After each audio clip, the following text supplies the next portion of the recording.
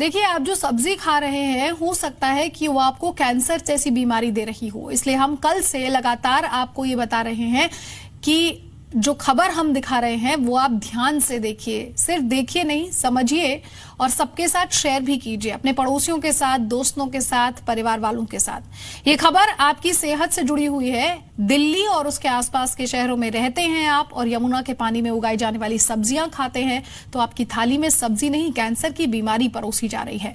यमुना के अंदर नालों और फैक्ट्रियों की गंदगी के साथ खतरनाक केमिकल बह रहे हैं। बारिश के बाद जब यमुना में बाढ़ आती है तो यही गंदगी यमुना के दोनों किनारों पर जम जाती है।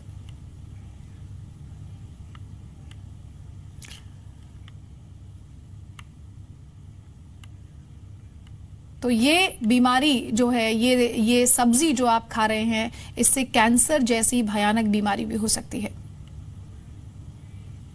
अरे क्या भाव दे रहा भैया? 10 रुपए सही लगा ले। नहीं 10 रुपए नहीं मंदी लगा ले। 5 किलो लगा लो आप। 70 रुपए दे रहे मोरे, 70 रुपए भाई। 10 रुपए गड्डी, 10 रुपए गड्डी। छोटी लोचा बड्डी भाई, 10 रुपए गड्डी। ताजी भिंडी देख लो। ताजी भिंडी है भाई, ताजी 170 रुपए 5 दाढ़ी।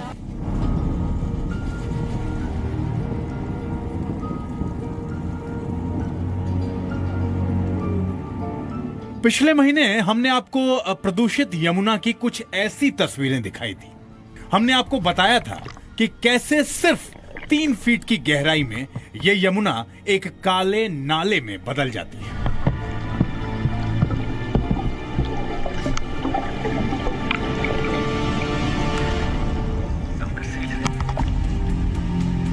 इसकी वजह थी वो गंदगी जो बाद में यमुना के दोनों किनारों पर जम जाती है और फिर इसी गंदगी में होती है खेती।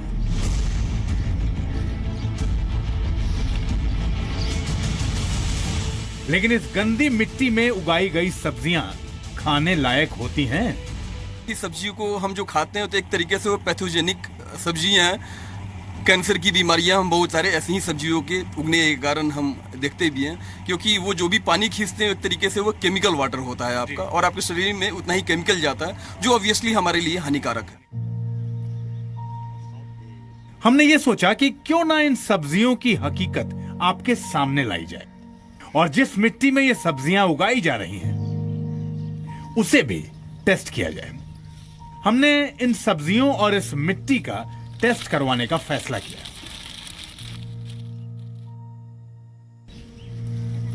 इन खेतों से हमने जो सब्जियां टेस्ट कराने के लिए सैंपल के तौर पर उठाई, उनमें भिंडी, तोरी, घिया और मिर्च शामिल थी।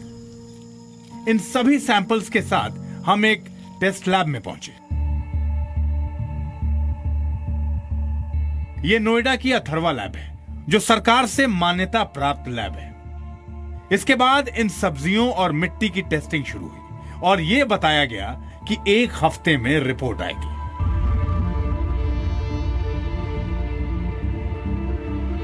सैंपलिंग के 8 दिनों के बाद अब नतीजों की बारी थी और यकीन मानिए जो रिपोर्ट आई उसे देखने के बाद इस टेस्ट लैब के पूरे स्टाफ ने बाजार से सब्जी खरीदनी ही बंद कर दी, क्योंकि नतीजे डराने वाले थे। जो सब्जी और जो मिट्टी हम लोगों ने अलग अलग जगहों से उठाई थी, उस पे किस तरह के टेस्ट अथर्वा लैब में किए गए? कुछ केमिकल टेस्ट परफॉर्म किए, उनमें से जो है हैवी मेटल्स के कुछ टेस्ट किए और कुछ टेस्ट हम लोगों ने किए जो कि माइक्रोबायोलॉजिकल टेस्ट थे, और उनके परिणाम जो हैं काफ़ी चौंका देने वाले हैं। हम लोगों ने इनमें जो बेसिक हैवी मेटल्स जो चेक किए, उनमें से 4 हैवी मेटल्स ऐसे मिले हमें जो कि अगर हम FSSAI की गाइडलाइंस को देखेंगे तो वो बहुत कम मात्रा में होने चाहिए।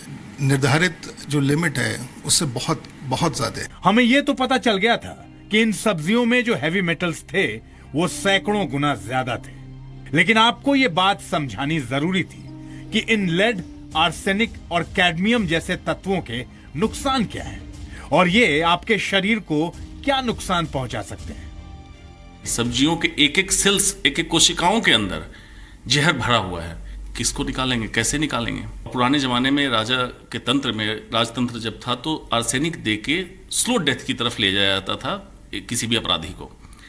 ये आपके पास भी यही है आर्सेनिक। आपने अपराध नहीं किया लेकिन आपको स्लो पॉइजन खाने पे मजबूर कर दिया गया क्योंकि आप दिल्ली में रहते हैं। लेकिन उन लोगों से भी बात करनी जरूरी थी जो हरी हरी सब्जी देखकर इन्हें ताजा समझकर खरीदते हैं, क्योंकि उन्हें ये नहीं पता कि वो सब्जी नहीं बल्कि जहर खरीद रहे हैं। आपको क्या ये बात मालूम है कि ये जो मूली और ये भिंडी जो आपने उस दुकान से ली है वो कहाँ से आई है? कौन सी जगह की है ये? कहाँ की है वो? नॉर्मली हम लोग यहाँ पे आते हैं कि ये लोग आसपास की मंडियों से या फिर यमुना के किनारे से कहीं से लेके आते हैं सब्जियाँ। तो मुझे मतलब इसका इतना पता नहीं है कि कहाँ से है, लेकिन हम लोग फ्रेश देख के लेते हैं। यहाँ पे सुबह सुबह हमें फ्रेश सब्जी मिल जाए, ताज़ी मिल जाए सब्जी। ताज़ी के लिए यहाँ हाँ बिल्कुल। कितने सालों से आ रहे हैं यहाँ? यहाँ पे लगभग 7-8 सालों से आ रहे हैं, जब से ये मार्केट वीकली मार्केट लगती है। यहीं से सब्जी ले जाते हैं? हाँ जी। एक छोटा सा रिपोर्ट आपको दिखाना चाहता हूँ। आपने दरअसल 2 सब्जियाँ ली हैं, मैं आपको भिंडी की रिपोर्ट दिखाना चाहता हूँ।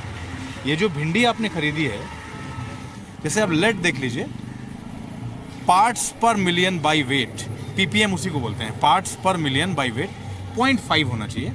ये सब हैवी मेटल्स 0.5, 0.2, 0.1 इसी के रेफरेंस लेवल में होते हैं, और उससे तकरीबन आप ये लगा लीजिए 30-30, 40-40 गुना या उससे भी ज़्यादा इसमें है। ये रिपोर्ट देख के तो मुझे ऐसे लग रहा है हम लोग जहर खा रहे हैं। ये सब्जी नहीं है। नहीं, ये तो हमें खाना ही नहीं चाहिए।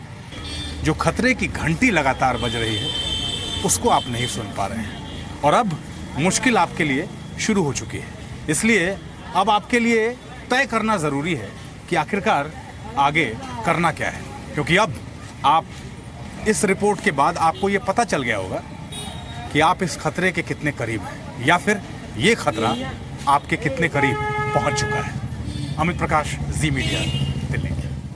और मेरे साथ मेरे सहयोगी अमित प्रकाश जुड़ गए हैं। अमित, ये रिपोर्ट देखकर तो सही मायने में कहूं तो डर ही लगता है कि जो सब्जी हम खा रहे हैं वो इतनी खतरनाक है। तमाम टेस्ट किए गए और पाया गया कि ये खाने लायक नहीं है।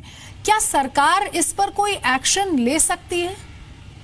देखिए, कोशिश हमारी यही है। सब्जियों में जहर है, सब्जियों में हैवी मेटल्स ज़्यादा हैं, सब्जियां ख़तरनाक हो गई हैं, सब्जियों को गंदे पानी से धोया जा रहा है। ये रिपोर्ट्स हम पहले भी करते रहे हैं।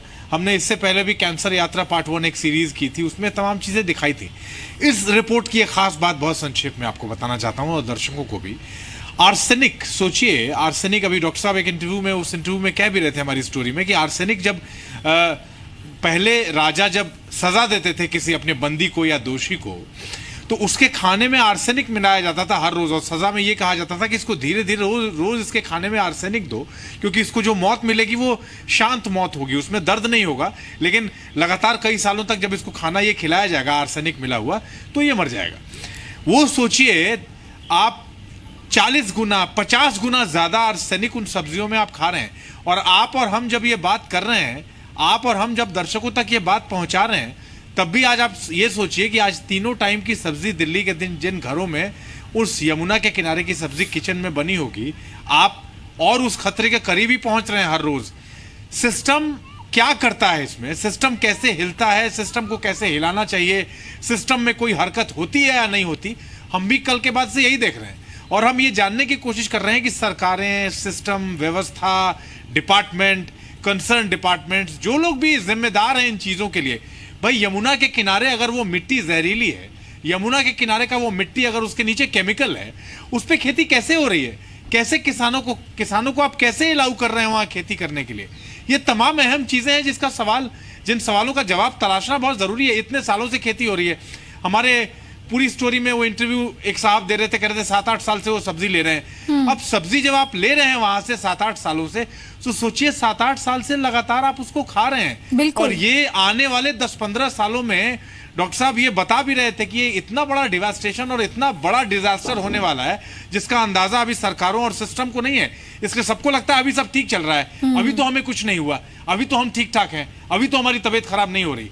इसमें तबीयत तुरंत खराब नहीं होती, इसका असर धीरे धीरे होता है, ये समझना होगा। बिल्कुल, शुक्रिया आपका अमित हमारे साथ जुड़ने के लिए। इस पर हम खास कार्यक्रम दिखा रहे हैं। अपने दर्शकों को बता दें कि शाम 6 बजे आप हमारे साथ जुड़िए, विस्तार से इस मुद्दे पर चर्चा करेंगे।